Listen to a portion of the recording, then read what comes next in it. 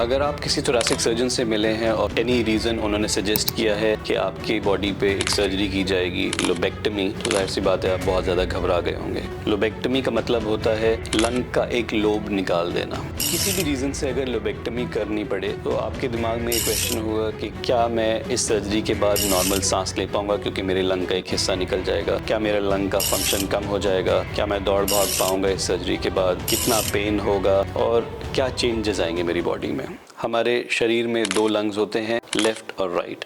Left lung के दो हिस्से या दो लोब्स होते हैं, अपर एंड लोअर, और राइट लंग के तीन लोब्स होते हैं, अपर, मिडिल एंड लोअर। जिस भी लोब में पैथोलॉजी या बीमारी होती है कई बार उस लोब को सर्जरी करके निकालना होता है और उसको हम बोलते हैं लोबेक्टमी। कई बार ये सर्जरी करी जाती है लंग कैंसर के लिए, कई बार ये बिनाइन डिजीजेस जैसे कि bronchiectasis, aspergilloma, lung cavities, lung abscess या सीक्वेस्ट्रेशन। किसी भी रीज़न से अगर लोबेक्टमी करनी पड़े तो आपके दिमाग में ये क्वेश्चन होगा कि क्या मैं इस सर्जरी के बाद नॉर्मल सांस ले पाऊंगा क्योंकि मेरे लंग का एक हिस्सा निकल जाएगा, क्या मेरा लंग का फंक्शन कम हो जाएगा, क्या मैं दौड़ भाग पाऊंगा इस सर्जरी के बाद, कितना पेन होगा और क्या चेंजेस आएंगे मेरी बॉडी में। तो जो भी सर्जन ये सर्जरी परफॉर्म कर रहा है ये उसकी रिस्पॉन्सिबिलिटी है कि आपको एक्सप्लेन करे, आपको काउंसिल करे कि लोबेक्टमी सर्जरी के बाद क्या चेंजेस एक्सपेक्ट कर सकते हैं हम। नॉर्मली जब हम लोब निकाल देते हैं तो कई बार ये क्वेश्चन पूछा जाता है कि क्या वो लोब दोबारा से उग जाएगा, यानी क्या वो लोब दोबारा ग्रो कर जाएगा। तो इसका आंसर है नहीं।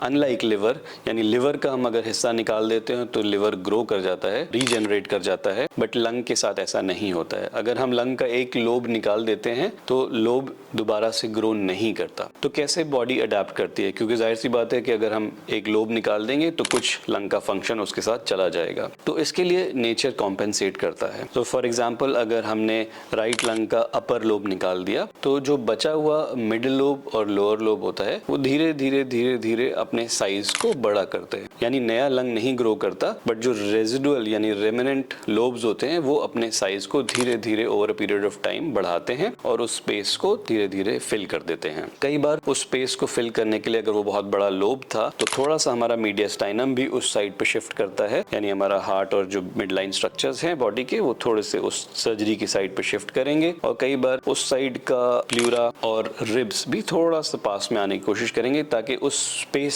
को जो उस लोब के निकलने की वजह से बनी है उसको एलिमिनेट कर सकें। जो फंक्शन लंग का लूज होता है एक लोब के निकलने की वजह से यानी लोबेक्टमी की वजह से, वो देखा गया है कि ऑन एन एवरेज अगर आप अच्छे से स्पायरोमेट्री करते हैं, अच्छे से लंग्स की एक्सरसाइजेस करते हैं तो 8 to 12 मंथ्स के बाद एक सिग्निफिकेंट अमाउंट को आप रीगेन कर सकते हैं because of the hypertrophy of the residual lobes. तो बहुत इंपॉर्टेंट है कि अगर आपको लोबेक्टमी सर्जरी एडवाइस की गई है तो आप उससे घबराएं नहीं। वो सर्जरी इसीलिए एडवाइस की गई है क्योंकि उसका कोई और ऑल्टरनेटिव नहीं है। उस सर्जरी से आपकी लाइफ पे मेजर कोई फर्क नहीं पड़ेगा अगर आपका pre operative lung function test ठीक है। यानी जब भी हम ये सर्जरी करेंगे उससे पहले हम असर्टेन करेंगे कि हमारा पल्मोनरी फंक्शन टेस्ट एडिक्वेट है। अगर पल्मोनरी फंक्शन टेस्ट में हम फिट नहीं होते तो हमें एक कार्डियोपल्मोनरी एक्सरसाइज टेस्टिंग टेस्ट करना होता है। अगर उसमें भी हम फिट नहीं होते तो ये सर्जरी नहीं करी जाती है। जब आपके एडिक्वेट लंग रिजर्व्स यानी लंग फंक्शंस होंगे तभी ये सर्जरी आपका सर्जन परफॉर्म करेगा, और सर्जरी के बाद आप अपने नॉर्मल फंक्शन में बहुत जल्दी जा सकते हैं। हमारे सेंटर पे लोबेक्टमी सर्जरी के 6 घंटे बाद मरीज बिस्तर से उठ जाते हैं और वॉक करना शुरू करते हैं। नेक्स्ट डे वॉकिंग के साथ साथ वो स्टेयर्स भी क्लाइम करते हैं, ऑक्सीजन हटा दी जाती है,